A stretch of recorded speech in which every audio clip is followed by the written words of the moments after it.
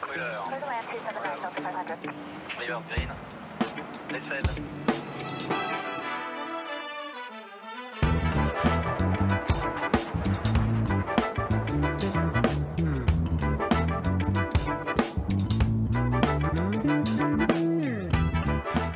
Hey, salut, ça me fait plaisir de te retrouver sur un nouvel épisode de l'expérience Shiban. Le podcast où nos invités te partagent leur parcours et leurs anecdotes dans une discussion technique et humaine entre passionnés d'aéro. Je m'appelle Sébastien et avec mon équipe, on espère que tu vas passer un moment instructif, divertissant et inspirant.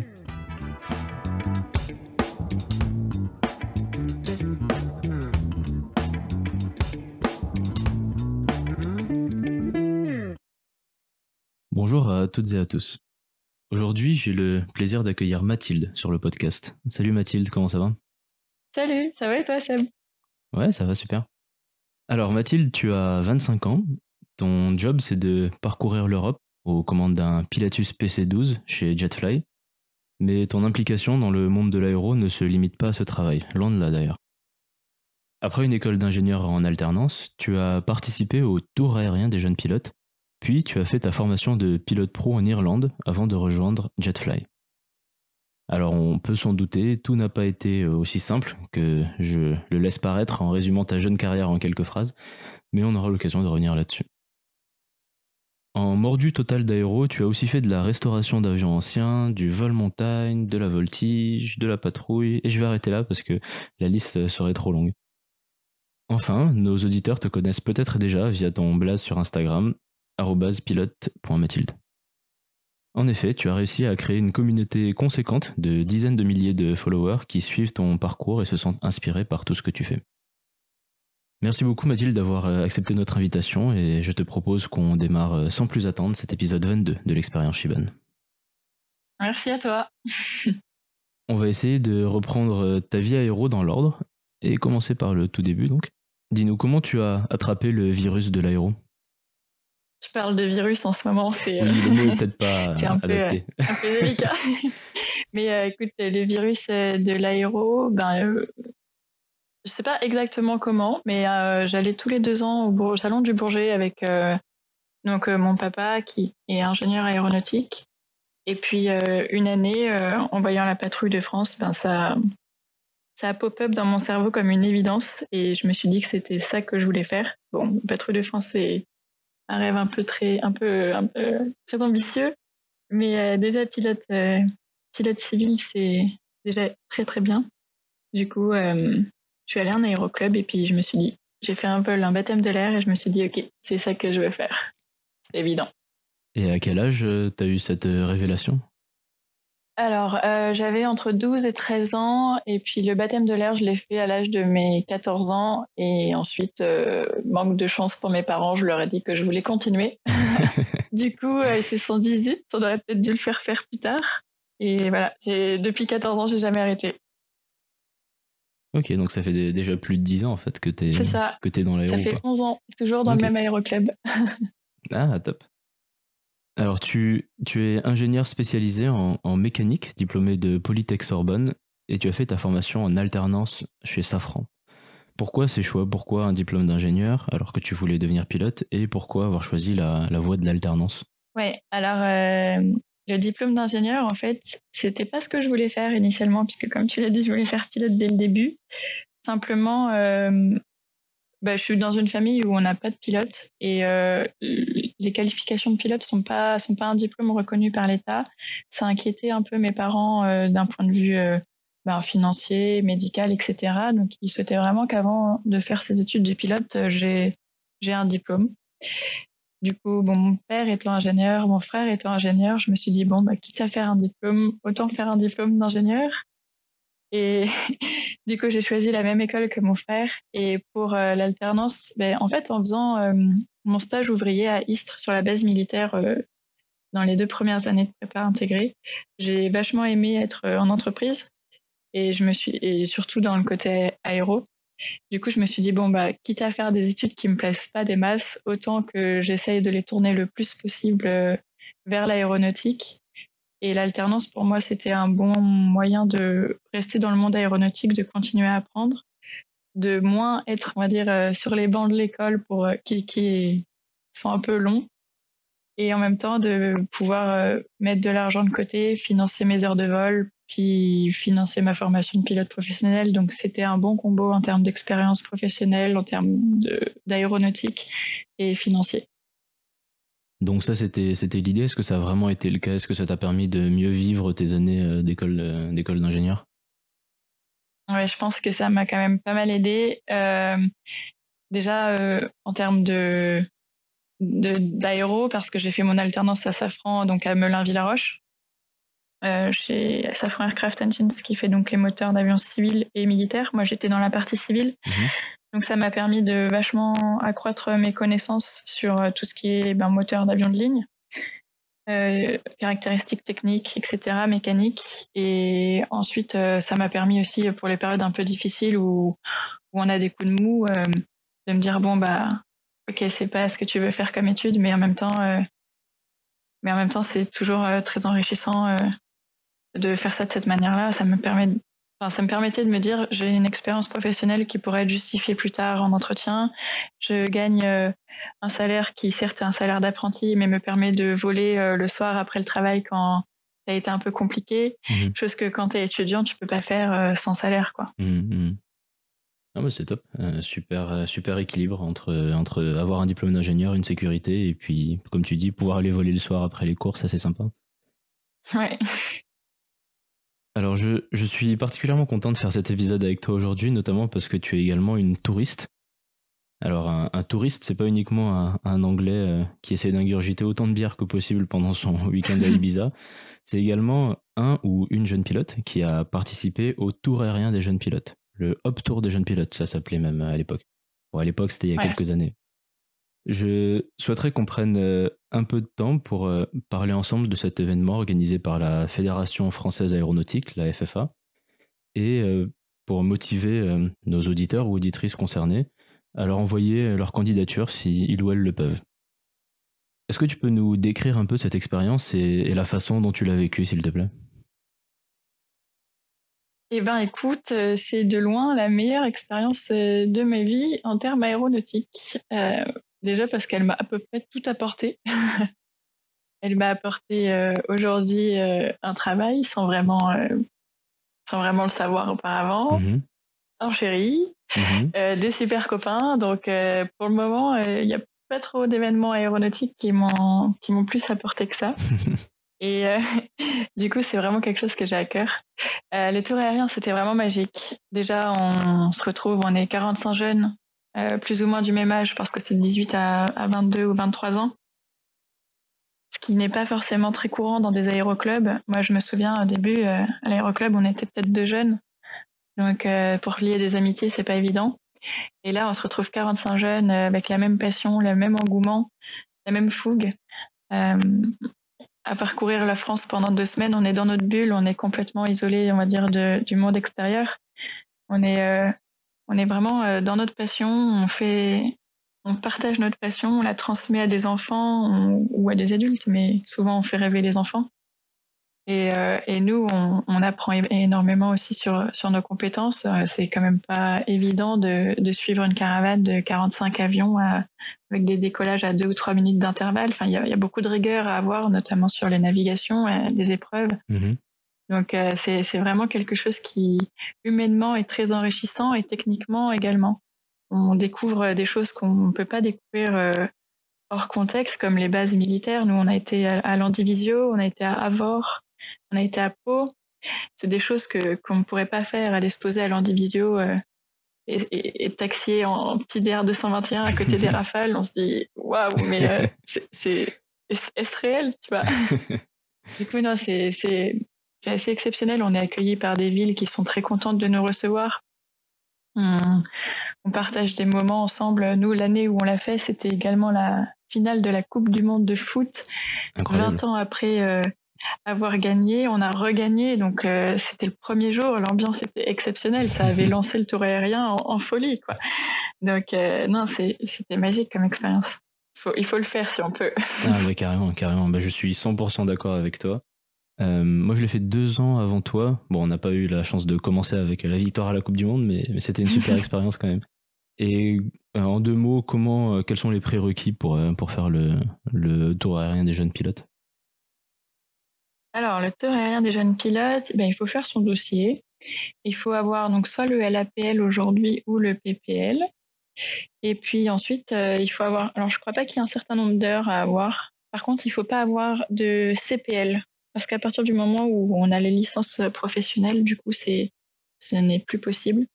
Forcément, on a entre guillemets un petit avantage technique par rapport à de l'aéroclub pur. Mhm. Et donc ensuite, il faut pouvoir déposer son dossier. Il y a un vol de présélection dans lequel on a un logger avec nous qui va venir enregistrer notre vol.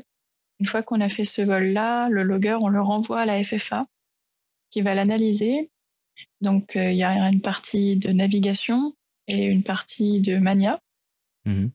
Et une fois que ce logger a été délogué, si la réponse est positive, ce que je souhaite à tous, il y a une partie, donc un week-end à Châtenay-Malabry, qui est plutôt un week-end pour voir comment on se comporte en groupe, en cohésion, savoir si pendant 2 semaines, en fait, la vie en groupe soudé est faisable. Il y a des épreuves un peu de communication aussi, parce que forcément, on est au public, on est exposé à certaines télés locales. Également de la partie théorique, parce que il y a quand même un aspect réglementaire important. On est 45, c'est nombreux, il y a beaucoup de logistique. Donc, il faut être assez performant sur des domaines. Et donc, une fois qu'on a fait ce week-end-là de sélection, si on a la chance et si on a bien travaillé pour être sélectionné, donc on nous dit oui, il nous reste quelques semaines pour trouver des sponsors, si possible, Mhm. en fonction des situations évidemment, parce qu'en ce moment, j'imagine que c'est pas hyper évident de trouver des sponsors. Et puis après s'envoler, négocier avec son aéroclub évidemment la durée du tour aérien pour avoir l'avion. Et c'est une des premières choses à faire. Et puis souvent de voir avec l'aéroclub s'il y a une possibilité de faire un tarif préférentiel parce que c'est pas tous les jours. Et puis ça vante l'aéroclub également parce que pendant 2 semaines en fait on se balade à travers la France avec les stickers et l'emblème de son aéroclub. On est un peu le représentant de sa région, etc. Mhm. Donc voilà à peu près les étapes. Ok. Dans l'idée, même si je me souviens bien, la fédération nous voyait un petit peu comme des ambassadeurs de l'aviation légère auprès du public. Donc effectivement, il y a ce rôle de représentation aussi un petit peu, dont tu as un petit peu parlé. Alors pour ceux qui nous écoutent et qui te suivent peut-être déjà sur Instagram, on reviendra là-dessus plus tard. Tu as fait pas mal de stories qui étaient super intéressantes par rapport au Tour. Donc j'invite les gens à aller les regarder pour voir un petit peu voilà à quoi ça ressemble, quelle était l'ambiance, et j'espère que tu les as pas supprimés depuis. Non, je les ai pas supprimées. Elles y sont toujours. Bon, elles sont peut-être un peu plus loin dans les highlights. Et puis c'est pareil. Avant, il y a 1 an à peu près, je pense, j'avais fait aussi une soirée questions-réponses sur justement le App Tour et puis les sélections, etc. Et je pense que je l'ai aussi laissé à la une pour ceux que ça intéresse. Mais vraiment, c'est à faire. Et puis oui, comme tu disais, on est les ambassadeurs et on est aussi ceux qui permettent de transmettre cette passion aux jeunes générations parce que avec le contexte actuel politique, c'est pas évident, je pense, pour les jeunes générations de s'intéresser à l'aviation. Et c'est notre rôle à nous de leur transmettre l'aviation, de leur transmettre cette passion et de leur dire que une aviation plus écologique est également possible et qu'il faut pas laisser tomber l'aviation parce qu'à la télé, on dit que c'est pas bien, quoi. Mhm. Bon, ben en tout cas, merci beaucoup d'avoir parlé aussi bien et d'en avoir fait autant la promotion, parce que effectivement pour moi aussi c'était la plus belle expérience aéro de ma vie, et voilà, j'espère vraiment que certains de nos auditeurs pourront y participer dans quelques années. Ouais. Il faut qu'on y retourne, nous, mais en bleu, en jaune, ou enfin pas en bleu du coup, non. Oui. Qu'on y retourne en jaune, en jaune, en marron, instructeur ou en marron. Ouais. Ah, j'aimerais bien le refaire, mais du côté organisateur. Mhm. Oui, parce qu'il y a donc les bleus qui sont les jeunes qui participent au tour, comme tu l'as dit. Il y a les jaunes qui sont les instructeurs, donc avec une combinaison jaune. Et il y a les marrons qui sont là pour la logistique, l'organisation, etc. Donc c'est possible aussi de revenir faire le Hop Tour en instructeur, en organisateur, etc. Peut-être dans quelques années, on verra. Exact. Alors, comme si ça ne suffisait pas comme richesse d'expérience, c'est également au Hop Tour des jeunes pilotes que tu as fait la rencontre entre guillemets de Jetfly, comme tu l'as dit. Comment s'est passée cette découverte avec l'entreprise dans laquelle tu travailles maintenant? Eh ben, écoute, super. C'était à Saintes, petite piste en herbe. J'étais au point d'attente, ou point d'arrêt maintenant. Non, qu'est-ce qu'on dit? Attends, on Point dit d'arrêt avant, point d'attente maintenant. Voilà, bon, ça, Bah, juste avant de rentrer sur la piste, quoi. exactement, en train de faire mes essais moteurs, etc. Puis, PC12 en finale. Bon, et là, je lève les yeux, je vois un PC12 de Jetfly se poser sur la piste en herbe à Saintes. Et j'avais jamais vu ça, et je me dis, mais c'est exceptionnel, un gros avion Ils ont le sur droit de une faire ça. piste en herbe. Mais qui est ça? Enfin, qu'est-ce que c'est? Je me suis dit, mais bon, j'ai fait mon vol ensuite, donc je m'aligne, je décolle, je pars faire mon vol d'évaluation de Mania. Mhm. Parce que du coup, pendant le tour, on a des vols d'évaluation avec des instructeurs. Et puis je reviens, je me pose, et puis on m'appelle vite, on me dit Mathilde, tu viens de te poser, etc. Il y a le PC12 qui emmène 6 jeunes, fonce si tu veux y aller. Bon, alors là, ni une ni deux, j'ai fait un sprint, bien plus qu'au bac.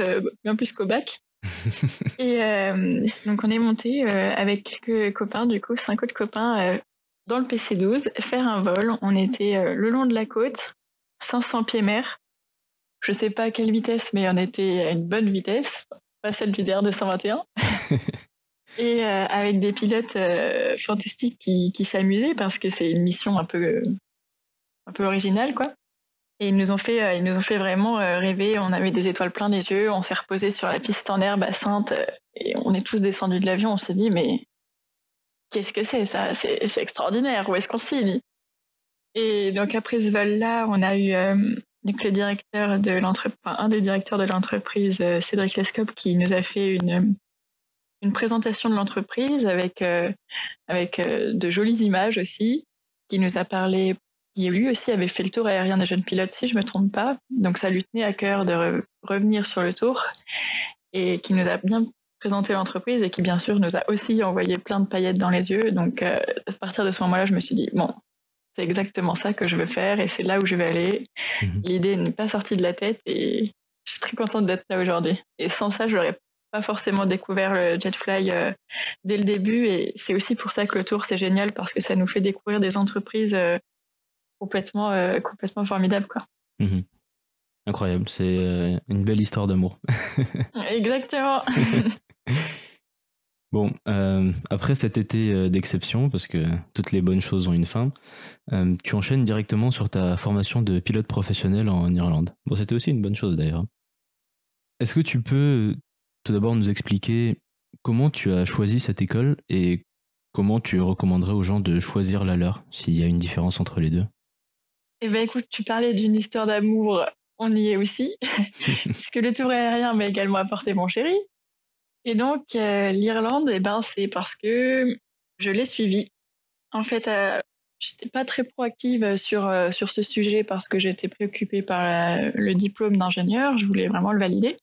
Et ensuite, je me suis mise à chercher des écoles pour faire l'ATPL théorique. Simplement, à ce moment-là, il y avait plus de 6 mois de délai pour faire des ATPL théoriques sur site. Moi, ça m'intéressait pas d'attendre plus de 6 mois. Et faire l'ATPL théorique à la maison, je m'étais dit, bon, c'est faisable, mais il va quand même falloir beaucoup d'assiduité et de motivation parce que c'est pas évident. Donc ça m'inquiétait un peu. Et puis la solution est tombée. Et lui m'a dit, moi en fait, je pars en Irlande, j'ai une date pour le 3 septembre, qui était du coup 5 jours. Enfin, on était 5 jours avant le 3 septembre à ce moment-là. Et je lui dis, bon, tu crois qu'il y a une deuxième place? Et il me dit, je sais pas, appelle. Donc j'appelle, il y avait une deuxième place. Incroyable. Donc là, en 5 jours, je me retrouve à rendre mon appartement, déménager, préparer ma voiture pour partir en Irlande. Enfin, tout un combo en 5 jours où mon père m'a dit, Mathilde, c'est pas possible. Je lui dis, si, c'est possible, on va le faire. Du coup, on l'a fait. 3 jours après, on était sur le bateau, direction l'Irlande, un peu à l'aventure. Et puis, en fait, initialement, je comptais juste y faire la TPL théorique parce que en septembre, plus 6 mois, ça pouvait me laisser le temps de préparer le concours EPL ENAC. Je sais plus exactement lequel EPL, mais celui où on a déjà la TPL théorique. Et c'était mon plan, en fait. Je voulais faire la TPL théorique, puis ensuite préparer le concours ENAC EPL.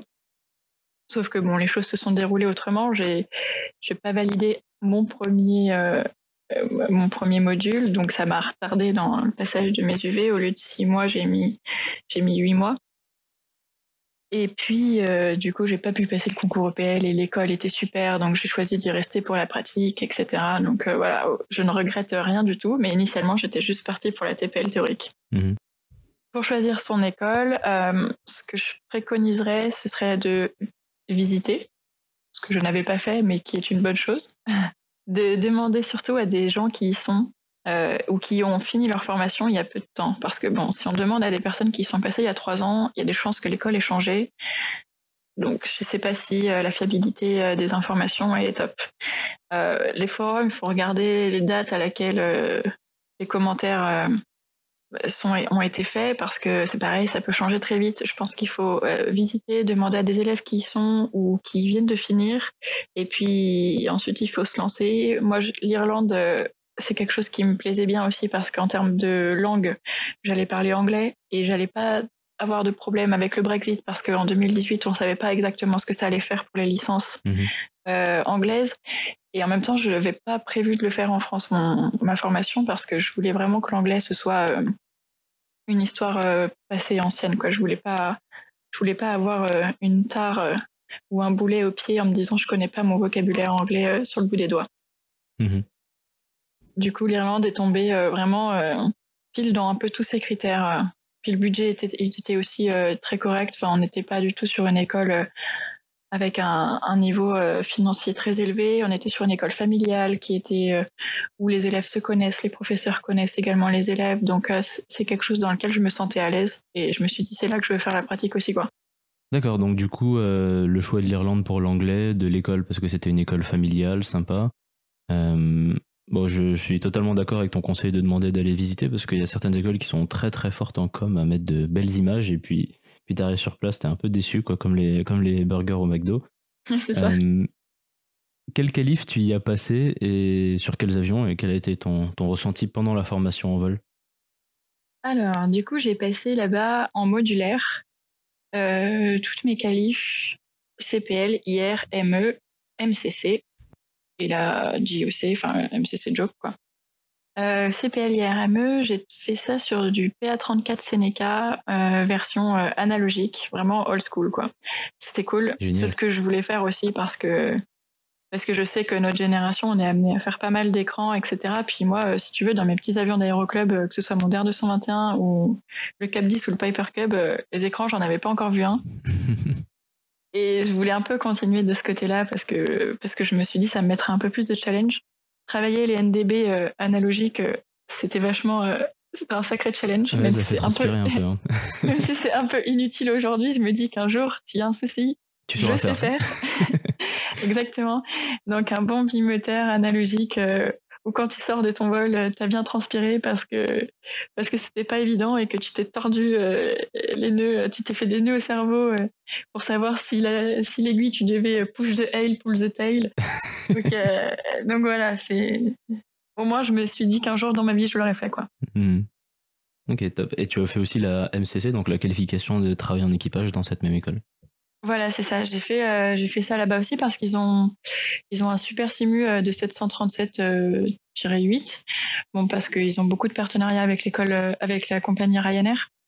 Donc en fait, ils ont un simu pratiquement, enfin je sais pas s'il n'est pas homologué, mais voilà, très réaliste et très moderne. Et puis les instructeurs là-bas sont souvent issus de la compagnie Ryanair, etc. Donc toutes les SOP et les procédures sont celles de Ryanair. Okay. Donc je m'étais dit ce sera un bon entraînement pour la suite si jamais. Bon, dis donc, t'as pas perdu de temps entre la fin de ton école d'ingé et la fin de ta formation de pilote pro. Par contre, entre la fin de ta formation et ton premier job de pilote pro, tu as traversé, comme beaucoup de professionnels avec la pandémie, une zone de turbulence. Ouais, pas évident. Que s'est-il passé entre la fin de ta formation en vol et le jour où Jetfly t'a appelé en sélection? Écoute, c'était un peu la pire période de ma vie, je pense, comme beaucoup de personnes. Du coup, j'ai fini mon école en octobre 2019, donc un an après avoir commencé. Je suis rentrée en France, j'ai passé j'ai passé des sélections pour plein de compagnies parce qu'à l'époque, c'était hyper ouvert, on recrutait de partout, etc. Et donc, j'avais décidé de passer toutes les sélections en même temps et pas de faire une par une parce que je m'étais dit, on sait jamais. Bon, en tous les cas, l'issue aurait été la même. Mais donc, j'ai passé 3 sélections en même temps. Et Jetfly en parallèle que j'avais commencé également mais qui a été mise en stand-by. Donc les 3 sélections que j'avais passées pour des compagnies dans l'aviation de ligne ont été positives et je me suis dit bon bah voilà, j'ai réussi à dégoter 3 jobs de pilote, maintenant le plus dur ça va être de choisir sans savoir ce qui allait m'attendre. Et Jetfly, j'avais commencé à faire les processus en ligne, etc. Et puis on devait faire les entretiens, puis le Covid est arrivé petit à petit, donc voilà, ça a pris un peu du temps et puis au fur et à mesure, les sélections que j'avais réussies, on m'a dit en fait ça va être annulé, et puis une autre compagnie m'a dit en fait on va la décaler à telle date, la deuxième date on va la redécaler à telle date, et la troisième date bon on va pas vous la décaler, on vous l'annule, on vous rappellera peut-être. Et la troisième compagnie ne m'a jamais donné de nouvelles non plus. Donc là commence un peu à se faire à tomber des nues, quoi, parce que je me dis, j'ai bossé, j'ai passé 3 sélects, j'ai eu les 3, il y en a bien une qui va quand même qui va aboutir, quoi, ça va être finalement aucune. Donc, compliqué, et du coup, j'étais en attente pendant peut-être 8 mois, parce que j'avais toujours une prochaine date, en fait, qui me permettait de me projeter. Je me disais, bon, c'est pas grave, si c'est pas en avril, ce sera en juin. Si c'est pas en juin, ce sera en septembre. Et ainsi de suite. Puis au bout d'un moment, il faut quand même se dire, bon, ok, là, ça va devenir compliqué. Je suis repartie faire ingénieur. Et à ce moment-là, Jetfly m'a recontacté parce que eux, en fait, de leur côté, la crise ne les avait pas affectés plus que ça. Enfin, probablement que si, mais je veux dire, ça les avait pas arrêtés de recruter. Du coup, je m'y attendais pas. Donc, j'ai continué le processus que j'avais commencé 1 an auparavant. Et ça a découlé sur quelque chose de positif. Et voilà, c'est allé super vite, je m'y attendais pas. C'était pas prémédité, quoi. Bon, la chance a fini par sourire. C'est ça, finalement. Après quelques mois de péripéties, je pense que le destin a bien fait les choses et que je suis tombée là où je devais être. Et comment tu as vécu cette période de doute? Tu dis que voilà, c'était la période probablement la plus difficile de ta vie. Comment tu as géré ça, notamment d'un point de vue santé mentale, entre guillemets? Écoute, je pense que comme tout le monde, on savait pas trop où on allait. On était tous dans le flou. Moi, j'avais énormément d'espoir du coup février et mars, même si le Covid était là, je me suis dit bon, c'est pas grave, c'est quelque chose qui va durer 2 mois. Enfin, je pensais pas que l'ampleur allait être si importante. Et donc j'avais toujours beaucoup de motivation et j'étais au début j'étais vraiment hyper à fond en me disant mais non, on va pas m'annuler, ça va bien se passer, etc. Et au fur et à mesure, le moral se diminue jusqu'à ce qu'il faille voir les choses en face. Et je me suis voilé la face pendant plusieurs mois quand même à me dire ça. Puis mes proches me disaient bah non mais Mathilde, il faudrait que tu songes à utiliser ton diplôme d'ingénieur pour de vrai là. Et je voulais pas. J'étais là mais non, j'ai fait pilote, j'ai réussi, j'attends de rentrer en QT et je veux pas retourner faire ingénieur, quoi. J'ai vraiment mis quelques mois à me voiler la face et à me bloquer. Et bon, au bout d'un moment, j'ai fini par accepter parce que à ce moment-là, j'étais déjà vachement intéressée par tout ce qui était psychologie et développement personnel. Et donc, il a fallu faire un travail assez conséquent sur soi pour se dire, bah en fait, si, c'est pas parce que t'étais au bout que c'était gagné, parce que c'est jamais gagné. Et du coup, bah retourne faire ingénieur et puis tu verras quand est-ce que ce sera le bon moment pour être pilote. Donc difficile comme période, et heureusement que je suis bien entourée et puis que c'est quelque chose. Ma maman est psychologue et du coup tout ce qui est psychologie en fait et développement personnel, ça a toujours été quelque chose dans ma vie plus ou moins proche. Et cette période-là, je l'ai mal vécue et du coup j'ai essayé de me dire bon ok, c'est parce que c'est difficile c'est difficile pour tout le monde. Essaye de la rendre moins difficile, et du coup j'ai appris à prendre les choses moins à cœur, à me dire c'est pareil pour tout le monde, c'est pas juste toi. Ça a été difficile, mais il a fallu s'aider comme on a pu, on va dire, avec des méthodes un peu naturelles, parce que bon, on va pas finir tous sous des antidépresseurs. Donc, donc j'ai essayé de trouver des moyens un peu plus naturels et holistiques, spirituels pour tenir le cap, quoi. Ok. Bon, eh bien, j'espère que ça donnera un peu d'inspiration à d'autres professionnels de l'aviation qui continuent même aujourd'hui à être dans le flou. Normalement, il y a une porte de sortie. Il y a toujours une porte de sortie, faut pas lâcher. Et d'ailleurs, bah, merci à papa-maman de t'avoir fait faire un diplôme d'ingénieur parce que du coup, tu as pu t'en servir. Est-ce que tu peux nous dire en 2 mots quel a été ton job d'ingénieur? Ah bah oui, merci à eux. Parce que du coup, après avoir râlé pendant 5 ans à leur dire je veux pas faire ingénieur, et ben là je leur ai dit vous aviez raison. Donc, donc non, je les ai bien remerciés après. Et oui, du coup, je suis retournée faire ingénieur. Mais alors, il était hors de question pour moi de faire ingénieur. Déjà que ça me plaisait pas, je voulais pas retourner faire ingénieur sur un projet qui m'intéressait pas. Et là,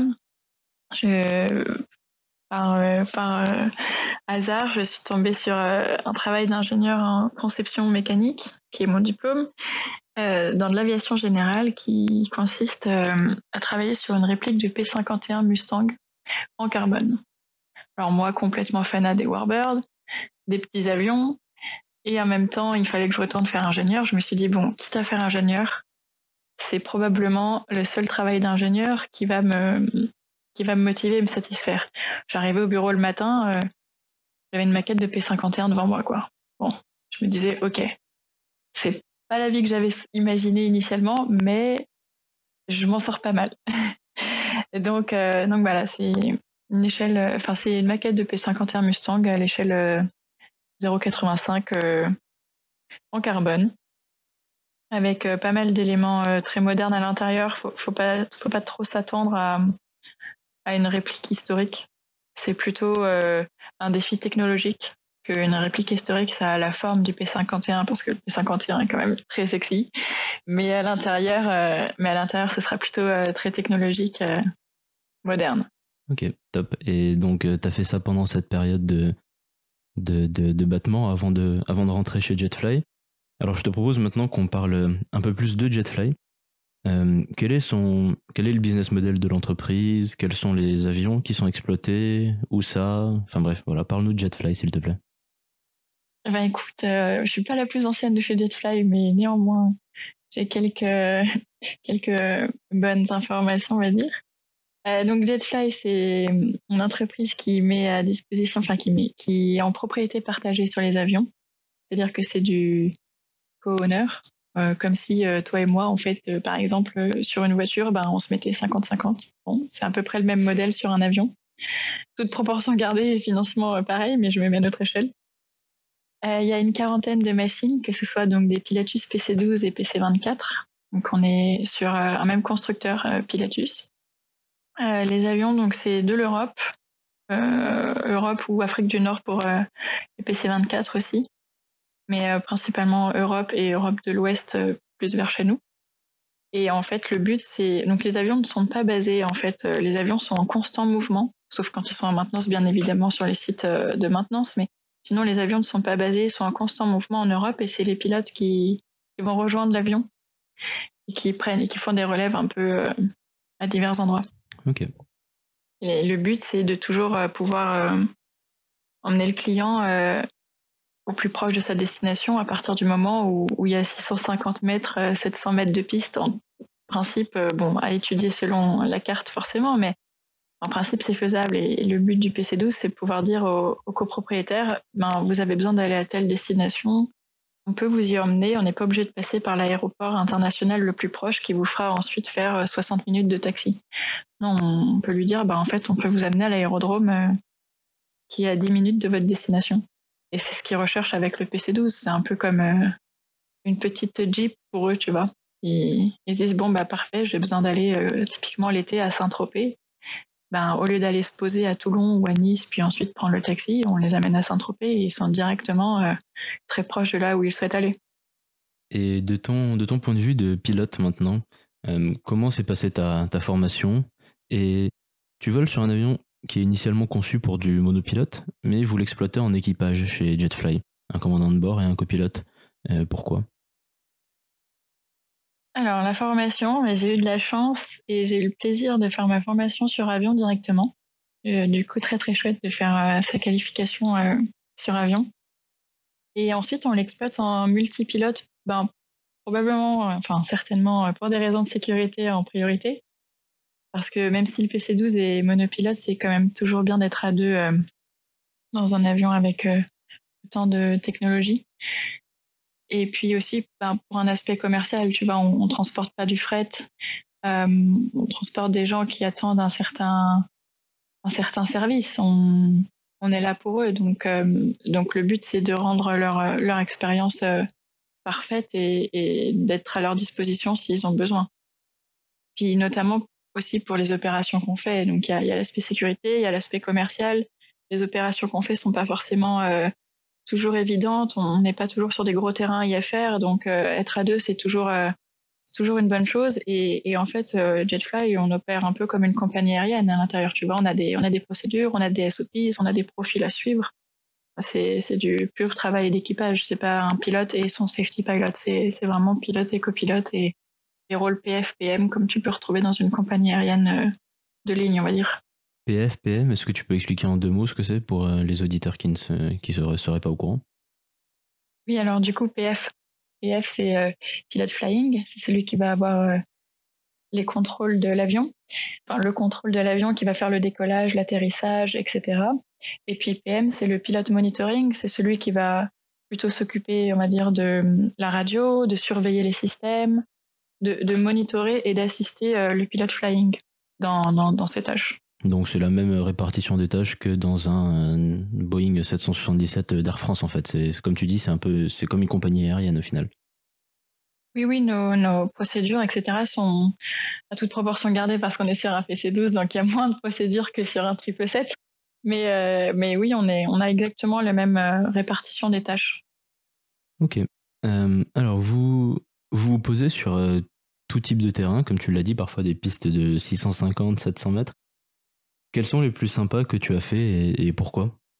Alors là, tu me poses une colle parce que les plus sympas, j'en fais toutes les semaines. À chaque fois, je me dis celle-là, c'est ma préférée. Bon, déjà, principalement des VFR parce que bon, moi qui aime beaucoup l'aviation, c'est pas que j'aime pas les ILS, hein, mais arriver en VFR, c'est quand même plus sympa. Du coup, ma préférée pour le moment, je pense que c'est celle de Stadt Saanen en Suisse, LSGK, qui est vraiment très chouette. On arrive vertical les installations. On est au moins à 5000 pieds parce que le tour de piste est à 5000 pieds. Et en fait, la piste est entre deux montagnes qui sont quand même assez hautes. Mm-hmm. Et au bout de la piste, il y a la ville de Stadt. Donc on arrive vertical. Plus ou moins, en fait, c'est aussi une vente arrière parce qu'il n'y a pas trop d'espace pour se décaler à droite ou à gauche pour faire une vente arrière. Donc la vente arrière est plus ou moins verticale. Et ensuite, on continue. On va faire le tour de la ville de Stadt pendant ce temps-là. Donc on est ras les arbres parce qu'on passe le long du relief pour se garder de la place. On sort les traînées, on sort les trains et puis on se configure. Enfin, c'est un profil assez steep pour arriver. Mm-hmm. Et on fait le tour de la ville, donc ça fait un peu comme un crochet en fait, et on revient en finale se poser. La piste n'est pas très très longue, enfin pas très très longue pour le PC-12, elle est bien suffisamment longue. Elle doit faire 1200 ou 1400 mètres de mémoire. Ouh, largement assez. Oui, largement assez. Mais et de toute façon, en général, on pose volet 30 ou volet 40 sur cette piste. Et puis ensuite, on sort. Mais c'est vraiment le tour de piste qui est rigolo là-bas parce que c'est enclavé dans les montagnes et la seule possibilité, c'est une 0826. La seule possibilité, c'est de faire le tour de la ville. Donc c'est pas un tour de piste standard, ça fait une boucle. Et l'arrivée, elle est incroyable parce qu'elle est au milieu des montagnes.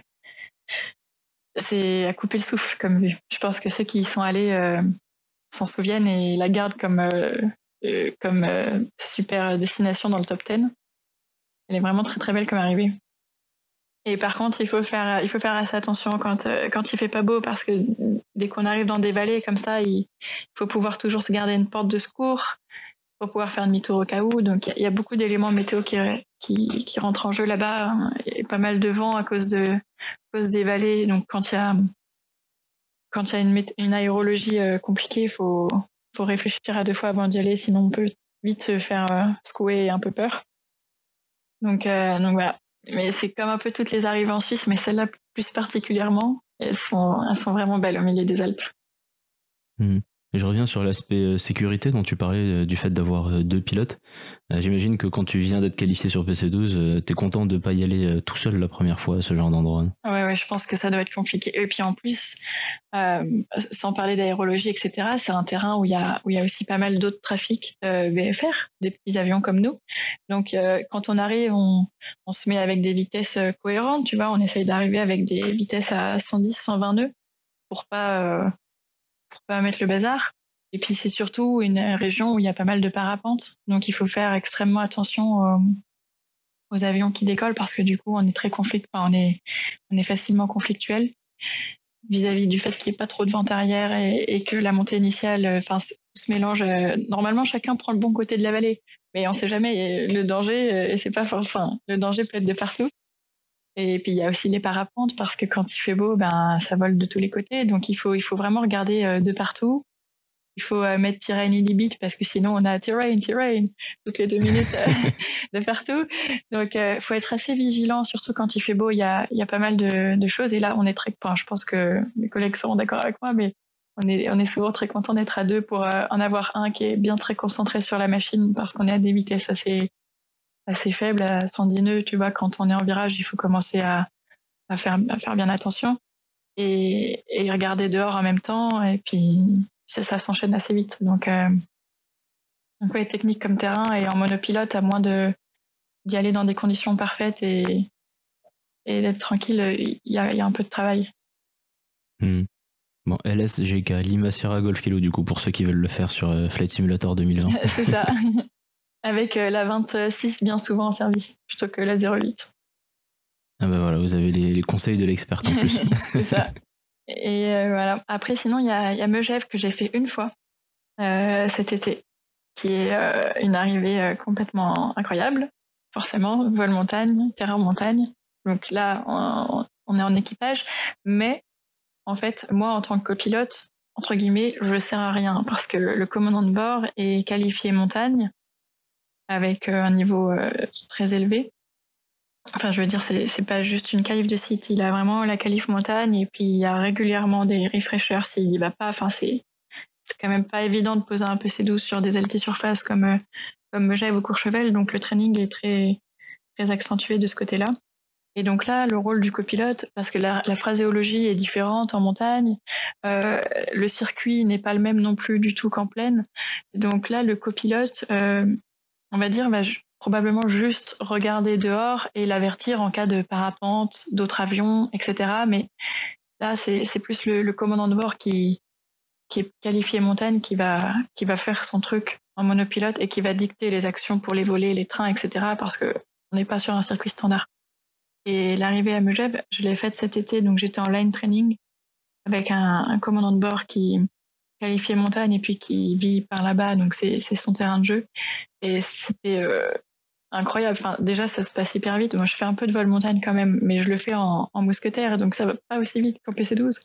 Et puis c'est pas la même envergure non plus. Et le vol montagne il y a quand même une sacrée différence entre le vol montagne en PC12 et en mousquetaire. Du coup, c'était quand même hyper impressionnant de se poser là-bas en PC12. Quoi. Je pense que je suis restée 10 minutes en train de me dire, mais qu'est-ce qui s'est passé, quoi. C'est quand même fou d'atterrir sur un altiport en PC12. Mais c'est incroyable. C'est là où on voit les possibilités de cette machine et on fait vraiment tout ce qu'on veut avec cet avion, quoi. Et on se pose sur pas grand-chose. Il tourne dans un mouchoir de poche. C'est vraiment incroyable comme machine. Cette approche Megève en PC12, c'est sympa. Tu m'étonnes que t'aimes plus trop les ILS, les finales de Dynautique sur l'ILS. Ah bah, ça devient vite un peu plus long, quoi. Mais en même temps, c'est bien aussi parce que tu vois, quand t'es fatigué après avoir fait beaucoup de vols, il faut être en forme pour faire ces terrains-là, pour faire Gstaad, Megève ou d'autres terrains comme ça. Le commandant de bord ou PF du moins du vol, faut qu'il soit en forme et qu'il n'ait pas forcément fait 6 vols auparavant parce que ça demande pas mal de cases. Puis il faut que la météo soit bonne, il faut que tout soit favorable. Enfin, c'est-à-dire on peut pas arriver au minima et se dire bon, c'est bon, j'ai visuel, je pose. Voilà, ça demande un peu plus de ressources. Et sinon, il y a Lido qui n'est pas du tout en montagne, mais qui est génial comme approche. Tu vois, en comparaison avec l'aviation de ligne, les avions de ligne vont aller se poser à Venise, au Grand Venise, qui est, je sais plus son nom. Mais... Je vais pas pouvoir t'aider là. Tu n'as pas encore été.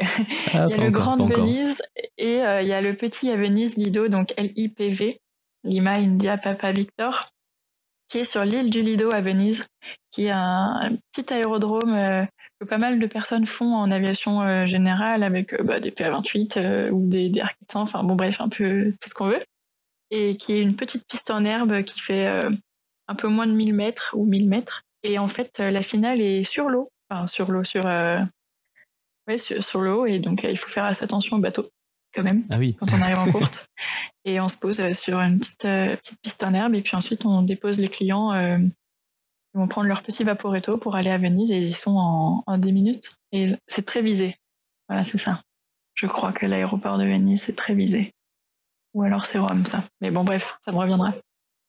Et du coup, faire ces petits terrains-là, il y a un restaurant sur l'aérodrome, c'est très sympa, et c'est le genre de destination où le PC-12 est le plus gros avion de la plateforme, et du coup il attire un peu l'œil.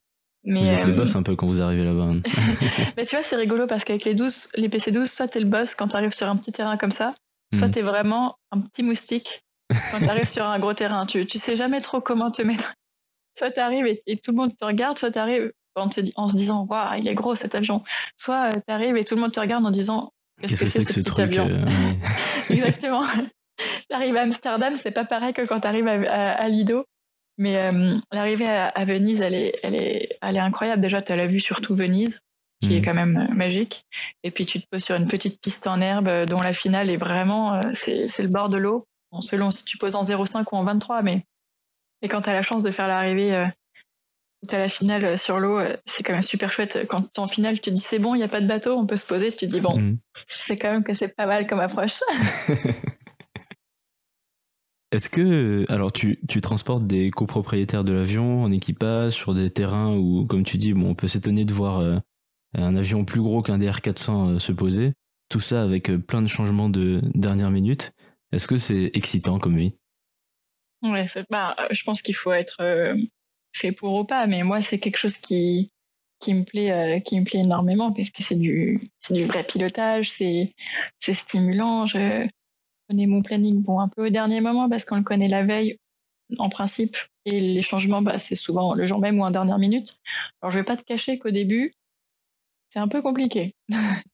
Les premières semaines, on comprend pas tout ce qui se passe, on est accroché à la dérive comme ça et on se raccroche un peu comme on peut parce que tu devais aller à tel endroit puis finalement tu y vas pas, tu changes. Enfin bon, au début c'est un peu la pagaille, du coup tu suis le commandant de bord qui lui a bien l'habitude de tout ça, et puis quelques semaines après, quelques mois, tu t'y fais, et au final, c'est ce que tu préfères, sauf dans la mesure du raisonnable.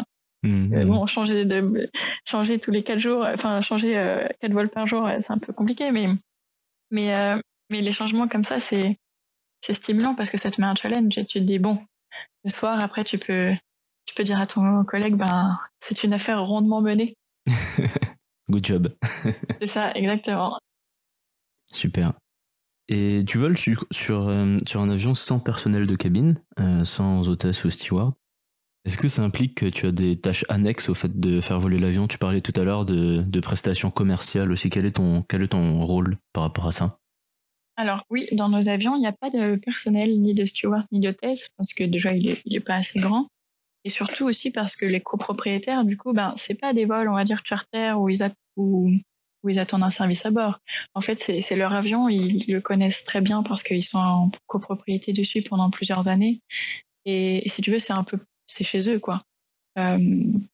Certains vont probablement attendre un café ou quoi que ce soit, tu le détectes, mais certains ont aussi envie juste d'être dans leur avion et toi, tu fais ton travail, tu restes devant. Ils savent où sont les snacks, ils savent où sont le café, l'eau, le thé, les journaux. c'est aussi c'est leur avion, c'est leur intimité, donc ils sont pas forcément envie que tu viennes les déranger derrière pour leur proposer un café alors qu'ils connaissent leur avion. Puis tu vois le type de personnalité qu'on transporte, c'est en PC12, c'est pas trop des gens, on va dire précieux dans le sens où ils ont besoin qu'on vienne leur apporter le gobelet à la bouche. Enfin, c'est des gens qui sont très très corrects, très un peu normaux. Enfin, tu vois, c'est des gens comme nous. Ils vont dire, je veux un café, je vais me le servir. Ils savent faire, c'est leur jeu. Après, bien sûr, et puis nos vols, tu vois, font souvent entre 1h et 1h30, donc c'est assez rapide. Il y a finalement pas tant le temps d'aller derrière pour leur préparer quelque chose ou leur parler. Donc souvent, on demande avant le vol, est-ce que tout va bien? Bien sûr, avant chaque décollage, atterrissage, etc., on les prévient. On leur demande si la température leur convient. On interagit avec eux. Il n'y a pas de service à proprement parler. Et puis nous, c'est vrai qu'on est pilote, on n'est pas hôtesse à steward non plus. Donc voilà. Et ensuite, une fois qu'on est posé, là oui, il faut ranger la cabine et puis la préparer pour les nouveaux clients parce que forcément, on transporte tout le temps.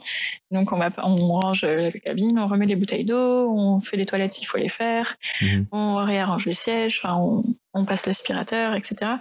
Bon, c'est pas le plus contraignant parce que l'avion est petit, les gens sont respectueux. Enfin, en tout cas, nos copropriétaires sont respectueux. J'ai jamais trouvé un avion sans dessus dessous, quoi. Donc c'est plutôt remettre les ceintures comme il faut, remettre les petites bouteilles d'eau et voilà. Bon après, sur les vols très longs, sur les vols qui font plus de 2 heures ou 2h30, là quand même, ou quand il y a des phénomènes un peu particuliers, s'il va y avoir des turbulences ou de l'orage, etc. Si on va quand même derrière pour leur demander comment le vol se passe, etc. quand on a le temps, et puis savoir si tout va bien. Et puis ça dépend aussi des copropriétaires que tu transportes et un peu de la raison à dire pour lesquelles tu les transportes, parce que souvent on en transporte pour le travail. S'ils sont avec leurs associés en train de travailler, on va pas aller les déranger pour leur proposer un café. Tu vois, ils sont en train de travailler, ils sont concentrés dans leur tâche, c'est pas. Et ils savent où est le café, quoi. C'est leur avion, en fait. Oui, voilà, exactement. Alors que si c'est l'été, que c'est les vacances, qu'il y a les enfants, etc., tu sens que ça va aller faire plaisir aux enfants si tu vas les proposer, les petits bonbons qui vont bien, ou etc. Ça dépend du contexte, tu vois. C'est du service et c'est comme ça, c'est au feeling, à la demande. Tu es adaptable, autant pour le planning Exactement. des vols que pour la gestion des passagers. Enfin voilà, c'est un métier un peu complet en fait. C'est ça, il faut. Alors je te propose qu'on passe au segment questions-réponses rapides. Ouais. Tu connais le principe, c'est bon? Ouais, c'est bon. Impeccable. Alors donc je vais te poser, j'ai 4 questions là sous les yeux. La première, P51 ou Vélis électro? Warbird ou avion électrique? Warbird. 100%. Attends, j'ai pas entendu toute la question parce que ça a coupé un moment. Mais si c'était à Warbird ou avion électrique, à Warbird. Ok. Bon, la réponse est claire. Tu préfères aller à un meeting ou faire du vol en montagne? Ah, ça se fait pas. Plus difficile, là. Un meeting en montagne? Un meeting tout court ou aller faire du vol en montagne? Je sais pas. Joker. Je peux donner ma langue au chat. Allez. Et ensuite, un vol en formation au coucher de soleil ou l'apéro après avec les copains? Un vol en formation au coucher de soleil. Ah, ok. Et après l'apéro. Les deux, voilà, les deux, mon capitaine. D'abord le coucher de soleil et après l'apéro. Dans ce sens-là, c'est mieux. Ouais, c'est mieux, ouais. L'apéro avant le vol en formation, c'est peut-être pas très safe. Ouais, non, on va éviter, c'est pas recommandé. Et la dernière, tu préfères les bougies qui sentent bon ou les bougies d'un bon lit coming? Les bougies qui sentent bon quand même. Ah oui, ok. J'aurais pensé l'inverse d'une ingénieure en mécanique. Ouais, non, mais tu vois, les bougies du lit coming, je les ai faites en horloge. Je m'en suis servi pour faire un petit truc de déco. J'ai fait une horloge avec et donc ça me fait toutes le 1, le 2, le 3, le 4, etc. Je me suis fait une belle horloge comme ça. Un peu bricoleuse, mais ouais. Mais bon, j'ai les deux. Okay. Donc en vrai, j'ai pas trop besoin de choisir. Mais les bougies qui sentent bon quand même. Mais si tu pouvais nous envoyer une photo de l'horloge, ça pourrait être cool, on pourra la mettre sur notre Instagram. Ouais, faut que je te l'envoie. Top. Bon voilà, c'est tout, j'avais que 4 questions aujourd'hui pour le segment. Ah, mais tu m'as quand même posé une colle. Ouais, une colle, c'est vrai. T'as donné ta langue au chat une fois. Bon, une seule fois, c'est pas mal. Ouais, en même temps, tu me demandes de choisir entre le vol montagne, où c'est magique, et meeting, où il y a une super ambiance avec les copains. Il faut les deux. Les deux en même Un temps. meeting en montagne, du coup. Voilà, un flying en montagne avec les copains et un beau coucher de soleil en patrouille. Voilà, tout d'un coup. Tout d'un coup. Full bonheur. Alors, je reviens rapidement sur Jetfly. Bon, on a compris que c'était un type d'opération un peu particulier. Quel est le profil type, s'il y en a un, de tes collègues pilotes? Je suis pas, je suis pas la personne, on va dire, la mieux placée pour répondre à ce genre de questions parce que c'est pas trop mon travail. Mais moi, de ce que je vois de mon point de vue, c'est qu'il y a vraiment de tout dans les cockpits. Tu vois, on trouve des baby pilots comme moi qui est fraîchement sortis d'école, on va dire, avec quelques heures quand même, mais pas trop d'expérience. Puis tu trouves aussi pas mal de pilotes militaires, que ce soit dans les différentes armées, que ce soit de transport, de chasse, tu trouves de tout. Puis tu trouves des civils qui ont fait beaucoup d'instructions avant. Tu trouves des gens qui ont fait énormément de travail aérien, un peu pareil, avec des opérations particulières. Donc, je suis pas forcément la personne la plus adaptée pour y répondre, mais de mon point de vue, je trouve qu'on a vraiment de tout dans le cockpit à partir du moment où les compétences sont réunies, quoi. Et il y a pas que des jeunes, il n'y a pas que des anciens avec une carrière de folie. Il y a de tout. Bon, c'est bien, ça doit faire des bonnes discussions Ça pour les vols un peu plus longs. C'est ça, exactement. Ou le soir au restaurant. Ou le soir au restaurant, c'est vrai, oui. Bah, du coup, ça m'amène à ma question. Tu es sur un roster 7 on, 5 off, donc tu travailles 7 jours et tu te reposes 5 jours. Qu'est-ce que ça veut dire et comment se passent ces 7 jours de service pour toi en général? Alors, les 7 jours de service pour moi, c'est premièrement partir de ma base, qui pour moi est Luxembourg. Donc, je pars de ma base Luxembourg, je rejoins l'avion sur lequel, on va dire, je suis affectée, avec le commandant de bord. Donc, soit lui, il est déjà dans son roster, donc il est déjà on, donc je le rejoins. Soit on démarre tous les deux en même temps. Du coup, on rejoint l'avion ensemble. Et une fois qu'on a, on va dire, son collègue et son avion, et ben là, on va où le planning nous envoie en fonction des demandes. Et donc le planning, on l'a la veille ou le jour même. Donc souvent, pendant une semaine, on vadrouille en Europe. Donc le soir, on est à l'hôtel et puis le lendemain, on repart et ainsi de suite. Et le 7e, on retourne à notre base et ensuite on rentre chez nous. Du coup, tu vis un petit peu avec ton ou ta commandant de bord pendant ces 7 jours de service. Alors pas forcément les 7 d'un coup, mais au moins pendant plusieurs jours.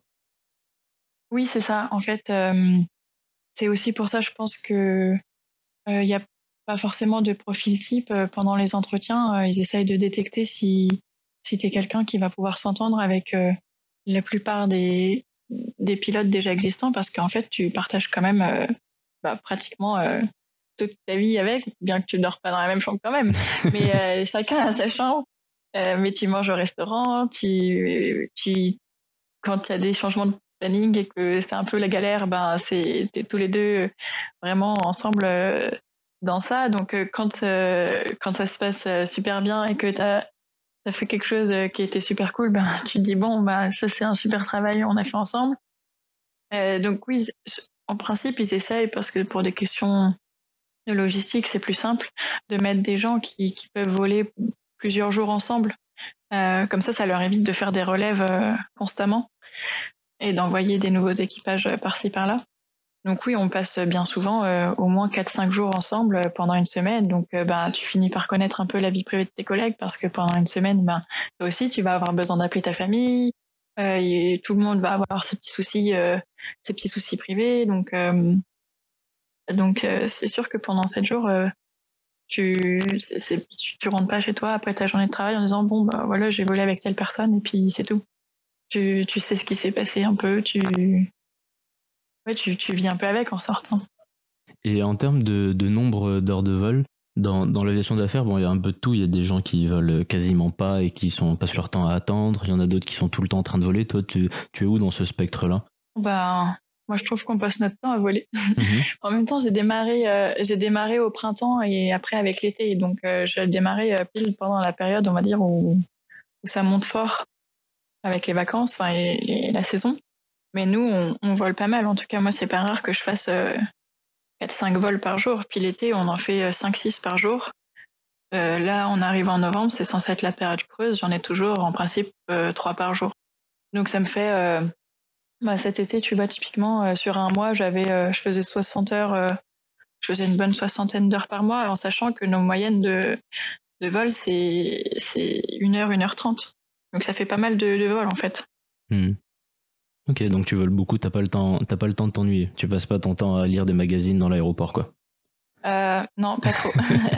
Parce que même quand on ramène, bien souvent en ce moment du moins, quand on amène des clients le matin, on va dire, à leur réunion, et qu'on les attend pour les récupérer le soir, bien souvent, entre les deux, on a une petite mission pas loin. Ok. Donc c'est assez rare, on va dire, d'attendre un client. Souvent, on enchaîne à droite à gauche. Bon, comme à notre habitude à l'expérience Shiban, c'est le moment des anecdotes.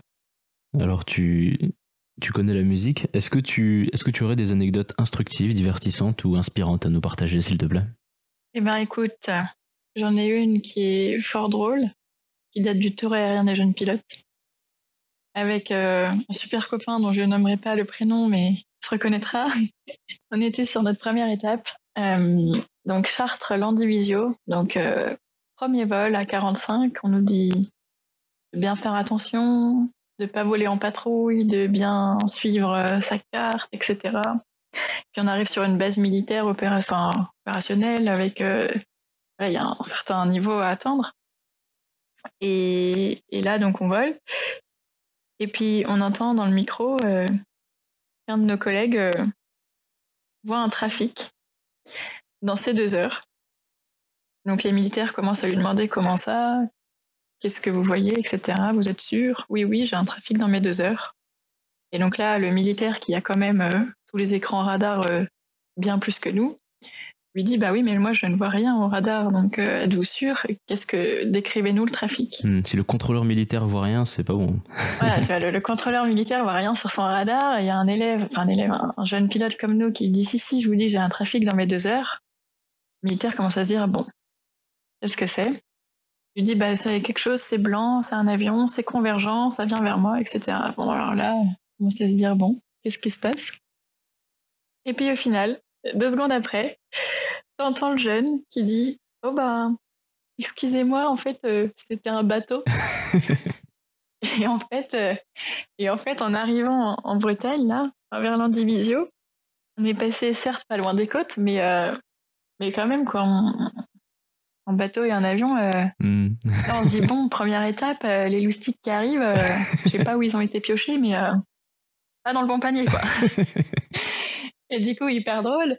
Et puis au final, ça a fait rire tout le monde et les contrôleurs ont conservé et nous ont envoyé la bande audio des messages radio que je vais te transférer et que tu pourras mettre parce que c'est extrêmement drôle. On le mettra dans l'épisode. Et les contrôleurs, tu t'entends bien à leur voix quand ils répondent, qu'ils se disent mais qui est-ce qu'on accueille? Tu sens un peu la détresse dans Est-ce que c'était une bonne leur idée message et tu dis bon, d'accueillir la caravane? Oui, vous en faites pas, hein, on va s'en sortir. Tour 47, vous voyez toujours le trafic à vos 2 heures? Tour 47, négatif, je viens de me rendre compte que c'était un bateau. Excusez-moi. Reçu. Puis pendant ce vol-là, j'avais aussi une copine qui maintenant est une copine qui avait un problème avec son avion, mais elle le savait pas à ce moment-là. Et s'était perdue. Et comme moi, forcément, j'allais à destination. Elle s'est mise en patrouille dans mon aile, sans contact radio. En patrouille élargie, hein, quand même. On va pas faire peur aux gens. Élargie, mais sans contact radio. Elle savait pas où elle allait. Et moi, je me suis dit, c'est le premier vol. On n'a pas le droit de patrouille. On va sur une base militaire. Qu'est-ce qu'elle fait là? Je ne peux pas la contacter. Et tu vois, le premier vol où on arrive à Landivisiau et on se dit, bon, va falloir qu'on remette le niveau. Ouais, il y en a un qui voit des bateaux. Il y en a un qui voit des bateaux, l'autre qui sait plus naviguer et qui se retrouve en patrouille avec moi. Alors moi, j'arrive à Landivisiau en furie, en panique. Je dis, mais non, t'avais dit qu'il n'y avait pas le droit de faire de la patrouille. Pourquoi tu es venu me coller et tout? J'étais là, on va se faire virer et tout à cause de toi. Enfin, moi, j'étais hyper en colère. Elle me dit, mais non, mais c'est parce que j'arrivais pas à les contacter, j'étais perdue et tout. J'ai dit, bon, ok. Et puis, on a aussi prévenu les organisateurs parce que quand on vole, on a des loggers avec nous. Donc, s'ils commencent à se dire, ça y est, ces deux-là, elles font les zigotos qui vont pas, on s'est dit non, on va prévenir direct. Et puis même le contrôleur de l'Andivisio, il voyait qu'un pin pour nous deux. Du coup, je me suis dit, oh là là, ça y est, on commence mal le tour, quoi. Mais au final, tout s'est bien arrangé, c'était très drôle, on en a rigolé, la bande audio est très drôle, on l'a écouté en long, en large, en travers, je pense qu'on l'a écouté au moins 50 fois. Puis les contrôleurs, ça leur fait une anecdote aussi. Et puis notre copain, ça nous permet même 3 ans après de pouvoir le taquiner, quoi. Donc ça, c'était pendant le tour. Il y a des histoires à raconter, c'est top. Ah ouais, non, mais c'est excellent, tu mettras la bande audio, tu verras, c'est rigolo. Ceux qui le reconnaissent, hein. Tant pis pour lui. Je vais demander son autorisation avant quand même parce que je me suis dit je voulais pas le décrédibiliser. Et sinon j'en ai une autre qui est un peu moins farfelue mais qui est quand même rigolote. C'était chez Jetfly en partant d'un vol avec 7 passagers à bord pour aller voir un match de foot. Et ils étaient vraiment super motivés au taquet. Ils commençaient déjà bien à faire la fête dans l'avion. Bien joyeux. C'était super ambiance. Bon, par contre, voilà, moi j'étais en line training et tout, donc j'étais super studieuse. Je disais, pourquoi ils font trop de bruit et tout à mon commandant de bord. Je disais, moi j'ai besoin de me concentrer. Et au final, j'atterris sur un gros aéroport. Et puis à peine les roues posées, que je me dis, ok, maintenant faut contrôler, freiner, Gandhi. Enfin bon, bref, dans ma tête, la concentration est encore maximale. Et là, il y a les 7 passagers derrière qui commencent à applaudir et à chanter et pour Bathilde, allez. Et tu vois, j'étais encore en train sur la centerline, sur la piste. Ils étaient debout en train de chanter et d'applaudir parce que ils étaient contents, ils étaient motivés d'aller au match de foot, ils avaient un peu picolé et du coup, moi j'étais là en mode ça va bien se passer. Et du coup, c'était hyper drôle parce qu'en sortant, bon, forcément, tout le monde était super joyeux. Et moi, je me suis dit, j'avais pas encore atterri avec une distraction, on va dire, pareille derrière, mais c'était bon enfant, c'était top. L'atterrissage devait être vraiment top alors pour qu'ils soient contents comme ça. Moi, j'ai jamais eu ça. Hein. Ouais, ou alors ils avaient déjà un peu entamé la bouteille. Non, on dira que l'atterrissage était top. Ok, oui, ça me va aussi. Oui, j'en ai quelques-unes comme ça. Ou alors, une fois, j'ai un passager qui s'est trompé de terrain de départ. Au lieu de partir du Bourget à Paris, donc nord-est, il s'est rendu à Toussus-le-Noble, au sud-ouest. Et puis, 15 minutes avant le décollage, on se dit, c'est bizarre quand même, notre passager n'est pas là. Parce que chez nous, nos passagers, ils arrivent quand même souvent en avance. Ce qui est peut-être rare dans le milieu. Mais nous, on a rarement de passagers en retard. Alors, j'espère que c'est pas parce que je dis ça que ça va m'arriver, mais je touche du bois. Mais souvent, nos passagers arrivent en avance. Donc, 15 minutes avant le départ, on se dit c'est bizarre, notre passager n'est pas encore là. Et on appelle, etc. Non, mais je suis à Toussus-le-Noble. Nous, on était au Bourget. Et il était vendredi 18h. Il te dit, du coup, on va venir vous chercher. Hein, parce que là, si vous comptez venir en voiture, vous allez mettre beaucoup plus longtemps que prévu. Exactement. Et du coup, branle-bas de combat en 3 minutes, changement de planning, et on fait le Bourget Toussus et après Toussus à la destination. Mais tu vois, ça c'est le genre de changement de planning. C'était au tout début de mes vols. Et là, j'étais complètement derrière, accrochée à la dérive en me disant, mais on ne devait pas aller là. Tu sais. Et je me suis dit, mais comment on va faire ? T'inquiète, dans 3 minutes, on est en l'air. Ah, bon, d'accord, je rattraperai quand je peux. Et donc là, c'est le genre de changement de dernière minute qui maintenant, tu te dis, ok, c'est bon, on fait ci, ça, mais la première fois que ça t'arrive, tu te dis, ça n'arrive pas tous les jours en même temps. Hein. La personne n'était pas à l'aise probablement avec les aéroports ou simplement s'est trompée, mais ce genre d'anecdote, tu te dis, mais si ça m'arrive tous les jours, ça va être un peu compliqué. Bon, bientôt, tu t'en souviendras même plus des anecdotes comme ça sera la routine. J'essaie de les noter parce que quand même, j'ai pas envie de les oublier. C'est rigolo. Ah, c'est pas mal ça de noter ces anecdotes, c'est une bonne idée. Ouais, comme ça, quand je serai vieille, je relirai mon carnet anecdotes. Ah yes, à tes petits-enfants. Exactement. On approche tranquillement la fin de l'épisode. Merci pour toutes ces anecdotes d'ailleurs. Ceux qui te connaissent et suivent tes aventures savent déjà que tu as plein d'activités en parallèle de ton job. J'en ai parlé très rapidement, restauration d'avions anciens, voltige, patrouille, etc.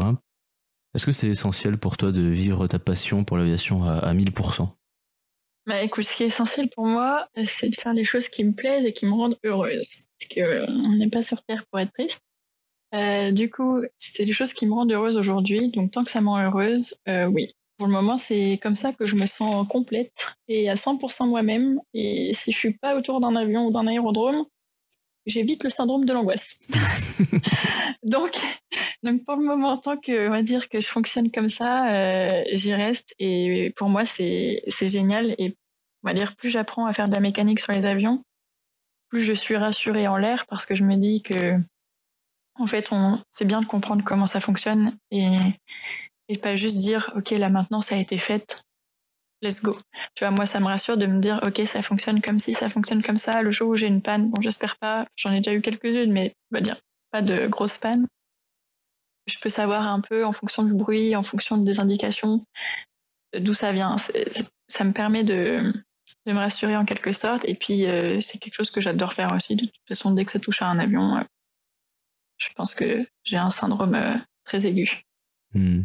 Bah, c'est top d'avoir une approche un peu, comme tu disais tout à l'heure, bon c'était pas exactement dans le même domaine, mais un peu holistique de la chose, de comprendre comment ça marche d'une manière générale, quoi. Ouais. Alors, bon, comme je le disais, il est probable que bon nombre de ceux qui nous écoutent maintenant te connaissent déjà via ta page sur Instagram, qui rassemble aujourd'hui près de 40 000 personnes, si je dis pas de bêtises. Je voudrais, avant de finir cette discussion ensemble, parler d'un autre aspect important de ta vie, ta présence sur les réseaux sociaux. Qu'est-ce que ça veut dire pour toi d'être influenceur, influenceuse du coup sur les réseaux sociaux? Est-ce que ça t'apporte beaucoup? Ou est-ce que c'est parfois une contrainte d'être une personnalité connue dans le monde de l'aéro en France? Écoute, premièrement, j'aime pas trop le terme influenceur, influenceuse. Déjà, de manière générale, je le trouve assez sournois, tu vois, ça fait un peu manipulateur, malsain. Et puis, c'est pas ma profession. Je gagne pas ma vie en faisant ça. Moi, ça a démarré, c'était du fun et ça le restera. Quand t'es jeune et que t'as 16 ou 18 ans et qu'à l'aéroclub, la moyenne d'âge, c'est 60 ans, pour trouver des copains, c'est un peu compliqué. Et moi, au début, c'était ça. Et donc, j'ai créé ma page Instagram comme tout le monde. Il y avait de tout dessus. Tu pouvais y trouver mon chat. Et puis, j'ai trouvé un copain qui avait mis la même localisation que moi. Et je me suis dit, si cette personne-là a Instagram, il y a fort probabilité pour qu'elle ait mon âge. Donc, je vais la contacter. Et puis, je me suis fait 2 copains comme ça avec qui on est resté en lien depuis et avec qui c'est super copains. Et donc, en fait, au fur et à mesure, cette page m'a permis de découvrir des gens de mon âge qui partageaient la même passion, puis faire des sorties, enfin voilà. Donc, c'était vraiment le but initial, d'y partager les vols, la passion et trouver des copains. Et puis ensuite, les réseaux sociaux se sont encore plus enflammés, parce que je m'étais intéressé les gens et du coup se sont abonnés, mais c'était pas quelque chose, on va dire, je me suis pas dit tiens je vais faire ça dans la vie quoi. C'était comme ça et donc ça s'est développé. Je me suis jamais trop posé de questions parce que moi dans ma vie mon objectif c'était d'être pilote et pas d'être rémunéré pour ce qui se passe sur les réseaux sociaux, et encore heureux parce que j'aimerais vraiment pas être à leur place. Ça doit être une pression de fou furieux de devoir toujours apporter un contenu qui plaît aux auditeurs, parce que moi le contenu que je mets c'est le contenu qui me plaît. Je pense que ça va faire égocentrique, mais j'aime bien regarder les photos que je publie. Je me dis ça c'est une chouette galerie, parce que dans mon téléphone j'ai 22 000 photos, donc autant te dire que là au moins je peux re-regarder un petit échantillon de photos et me faire plaisir. Donc non, après aujourd'hui ça a un peu changé parce que comme tu dis il y a pas mal de monde qui me suit, donc j'essaye de faire attention à ce que je partage et protéger ma vie privée, donc j'essaye de pas trop y mettre ma famille, de garder les choses que aéro parce que je sais pas exactement du coup qui me suit. Mais le but c'est de partager sa passion, de se motiver entre nous. Tu vois, pendant la TPL ça m'a bien motivée. Je sais qu'il y a des personnes durant la TPL aussi que ça motive, parce que quand tu vois que ensuite on réussit, c'est tout de suite plus entraînant que de se dire bon allez vas-y. Quand tu vois quelqu'un qui réussit, tu dis cool, je vais faire pareil, je vais y arriver. Donc c'est le but. Puis tu vois, de la transmettre aussi. Je me dis c'est chouette. En fait, ça donne envie. Moi, quand je suis sur Instagram et que je vois des choses qui me motivent, qui me donnent envie, ça me permet de level up. Et je me dis c'est cool si j'arrive à transmettre, enfin si j'arrive à faire ça aux gens aussi avec ce que je mets qui est mon quotidien héros. Donc c'est le but principal. Il n'y a pas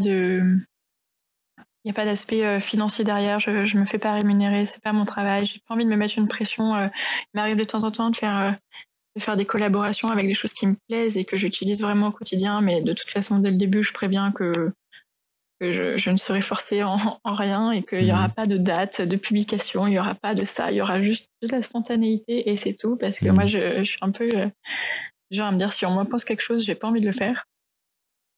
Donc non. Et après, c'est vrai que c'est pas forcément évident d'avoir, on va dire, cette étiquette-là, parce que moi, je le fais pour le fun, mais en fait, si tu veux, les gens qui me connaissent pas ont tendance à avoir des préjugés et à se dire, si elle est suivie par autant de personnes sur Insta, c'est que ça doit être une autruche de télé-réalité. Tu vois, et ça, tu sens que en fait, tu dois prouver plus que les autres. Et c'est un peu casse-pied parce que en fait, c'est pas parce que pour moi, tu vois, c'est pas du tout dégradant envers les personnes qui me suivent. Faut pas le prendre comme ça, mais en fait, il s'agit juste d'un numéro, enfin, d'un nombre sur un écran de téléphone. Demain, l'application elle disparaît, ou demain il y a plus de téléphone. Ça va pas modifier ma vie ni mon comportement. Je serai toujours pareil et ça modifie en rien tout ça. Et c'est pas parce que la personne elle a 1 million d'abonnés, qu'elle en a 60 ou qu'elle en a 30 000 que en fait ça va la rendre débile, blonde, écervelée, qui sait pas piloter. Ça modifie pas les compétences et le mérite. Et du coup ça c'est un peu plus compliqué parce que les gens ont vite des préjugés sur toi en disant tiens ça c'est l'influenceuse. Alors, avant d'être, comme tu me nommes, de manière dont j'aime pas, je suis pilote. Non, mais je parle de manière générale. Avant de me nommer comme ça, en fait, je suis pilote, je suis ingénieur, j'ai des compétences. Tu vois, je suis pas la blonde autruche de télé-réalité dont le stéréotype est là. Et du coup, faut se battre un peu contre ça. Mais bon, après, j'essaie de passer au-dessus. C'est pas toujours évident. Mais bon, ça fait partie du jeu. Et puis c'est comme ça. Écoute, je sais ce que je vaux. Mes proches savent aussi ce que je vaux, donc tant que ça m'affecte pas, c'est le principal. Donc au global, c'est quelque chose de positif quand même dans ta vie, c'est quelque chose qui t'apporte du bonheur et tu vas continuer.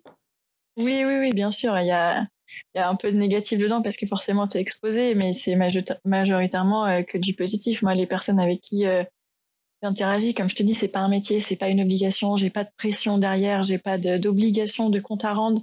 Donc en fait, je partage du bonheur et c'est le but, tu vois, partager son kiff, motiver les autres. Quand je me pose en PC12 quelque part, comme il y a pas longtemps, et que je rencontre des jeunes qui me suivent et qui me disent c'est cool ce que tu fais, etc. Ça fait plaisir à voir. J'ai souvent des petits messages comme ça qui me disent c'est joli ce que tu postes, ça fait plaisir et tout. Je me dis c'est cool, tu vois, si j'ai fait sourire quelqu'un dans la journée, je me dis putain c'est cool. J'ai un petit pouvoir comme ça de faire sourire quelqu'un, tant mieux. Autant le faire, c'est tout bénef. Bon, moi j'espère que tu vas continuer en tout cas parce que c'est une super page Instagram sur l'aéro en France. J'imagine que ça inspire pas mal de gens. Et voilà, merci pour ce que tu fais en tout cas sur les réseaux sociaux. Moi je suis fan. Merci. Bon, on arrive à la fin de cet épisode. Merci beaucoup Mathilde de nous avoir ouvert une petite fenêtre sur ta vie d'aviatrice. Est-ce que tu as un mot de la fin ou un message à faire passer à notre audience ? Écoute, je dirais à l'audience qui nous écoute qu'il faut croire en ses rêves, que tout est possible. Certes, ça fait très phrase standard, stéréotypé, etc. Mais en fait, il faut vraiment pas laisser les autres décider pour nous, sinon je serais pas pilote. Et faut pas laisser les gens vous juger, sinon j'aurais supprimé ma page Instagram, par exemple. Et en fait, ce qui vous fera réussir, c'est votre mental, c'est votre détermination, et peu importe ce que disent les gens, peu importe ce que disent vos proches, vos profs ou autres, c'est pas eux qui décident de votre vie, c'est vous qui êtes maître de votre vie, c'est vous c'est vous qui savez ce que vous voulez faire de votre vie, Donc, faut pas laisser les autres décider pour vous. Et tout est possible. Enfin, même en temps de crise, on y arrive. Toi, tu as réussi à rebondir, à trouver un travail. Moi, c'est pareil. Il y a des périodes sombres dans la vie, mais pour tout le monde. Et on en connaîtra des pires, on en connaîtra des moins pires. Mais il faut pas se laisser abattre. Tout est possible tout le temps. Et on a le droit d'avoir des coups de mou, mais il faut rebondir parce que tout est possible dans la vie. Mais c'est top, très très inspirant. Merci beaucoup Mathilde. J'invite tous les gens qui nous écoutent et qui ont Instagram à aller te suivre, @pilote.mathilde. Et puis je te souhaite le meilleur pour tes vols avec Jetfly, la suite de ta carrière. Et puis voilà, je continuerai à suivre tes aventures.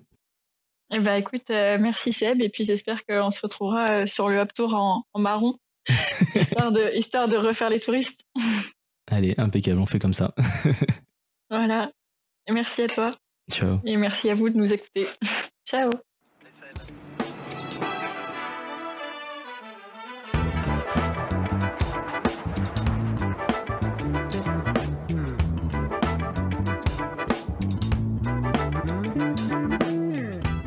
Ça y est, c'est fini pour aujourd'hui.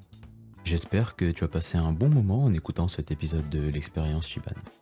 Si c'est le cas, je te propose de nous suivre sur ta plateforme de podcast préférée, sur les réseaux sociaux, de nous mettre 5 étoiles et un commentaire gentil si le cœur t'en dit, et surtout, et c'est vachement important pour nous, n'hésite pas à parler de ce podcast autour de toi. Si tu apprécies notre travail, tu peux également nous soutenir financièrement. Cela nous permet de faire plein de choses. De couvrir nos frais, d'acquérir du matériel pour continuer à proposer du contenu toujours plus qualitatif, d'aller à la recherche d'invités toujours plus passionnants et d'explorer à l'avenir de nouveaux formats. Pour ce faire, tu peux t'abonner à notre Patreon pour un don mensuel avec des contreparties intéressantes pour toi, ou nous faire un don ponctuel via PayPal.